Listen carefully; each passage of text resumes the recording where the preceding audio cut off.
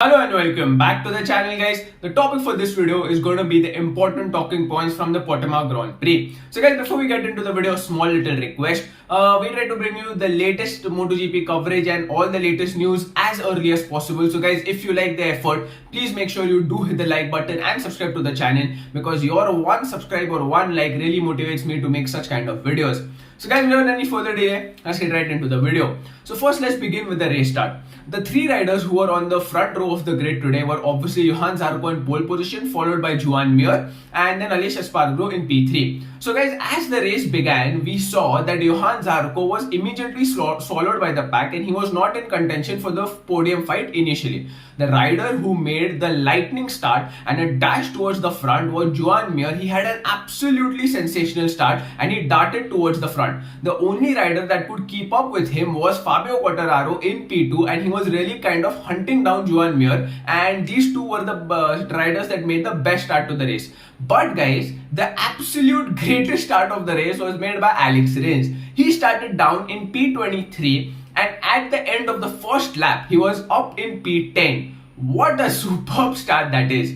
So guys, the next talking point is obviously the Quartararo masterclass. So guys, as we know, the Yamaha motorcycle this season is not a really very good or a finished motorcycle. It's not very competitive when you compare to the other brands, but the only saving grace for Yamaha is Fabio Quartararo. So guys, as the race began, as I told you before, Joanne Muir and Fabio Quartararo checked out in the front. Pretty early on in the race, Fabio Quartararo overtook Joanne Muir, and from that time, Muir only saw Fabio Quartararo's rear wheel.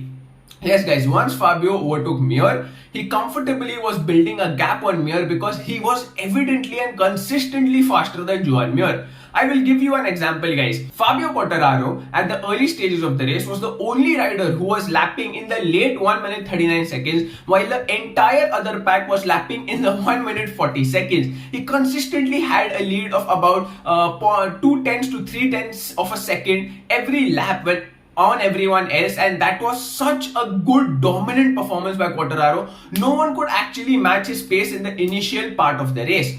And we saw that, guys, once he overtook Joanne Muir, there was absolutely no catching him. Slowly and steadily, he kept the lead till the very end of the race, checked out in the front. There was absolutely no seeing him again. It was goodbye to Muir and the entire field, and he just went in the front and had his own peaceful time and his own race. And it was just such a dominant performance by Quartararo. Nothing can be said, guys. It was absolutely great. At a point, he even had a gap of 6.5 seconds to the rider behind, which was Joanne Muir for most of the time. And that is just sensational. What a race he has had. Pure Quartararo masterclass. Amazing to see. So guys, the next talking point obviously comes from the battle for P2 initially, which was Joanne Muir versus Johann Zarco.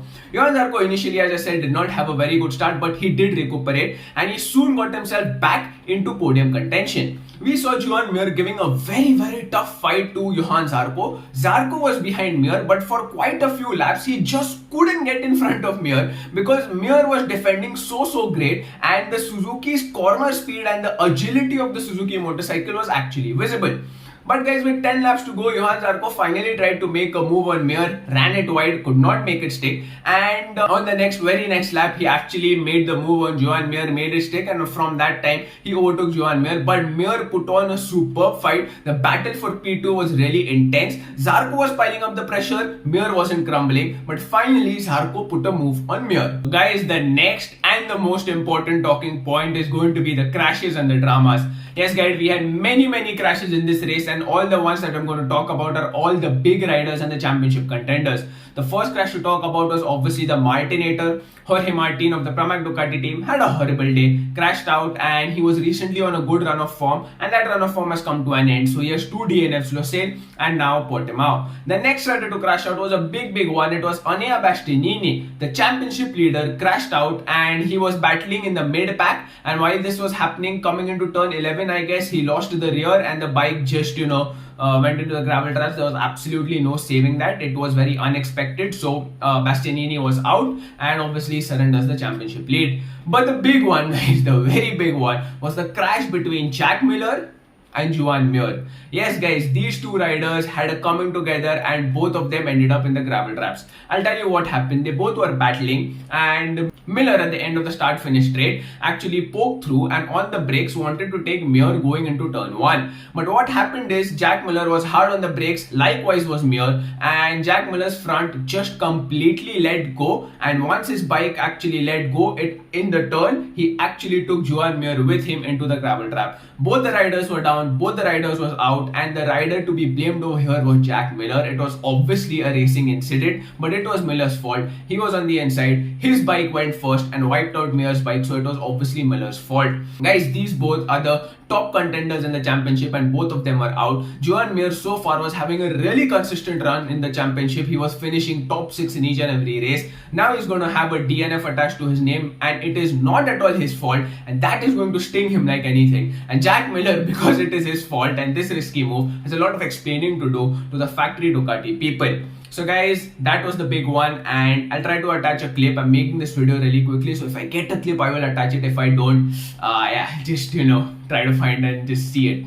So guys, the last talking point is going to be this awesome recovery job by Alex Rins. Alex Rins for this race had qualified down in the 23rd position and we did not expect much from him. A top 10 would be really great. But Alex Rins actually surpassed all of our expectations and finished in P4. If you would have told Alex Rins at the start of the race that you're in 23rd position, would you like a P4? He would absolutely take it with both hands wide open, and that is what happened guys. He finished in P4. That was a superb ride by Rins.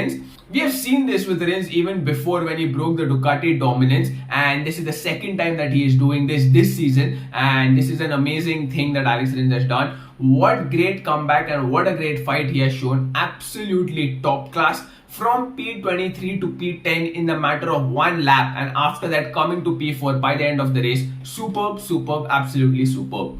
So guys, with that, the podium for this race was obviously Fabio Quartararo in P1, Johann Zarco in P2, and Aleix Espargaro of Aprilia in P3. So guys, those were the important events, those were the major talking points of today's Portimao race. Before I end the video, I will leave a top 10 rider list on your screen right now. Please make sure to see if your favorite rider has made it into the list or not. With that guys, I'm going to end the video. If you like what you see, like button. If you dislike what you see, dislike button twice. If you're new to my channel, please make sure you don't forget to ding the notification bell, subscribe to the channel, and I'll see you guys in the next video.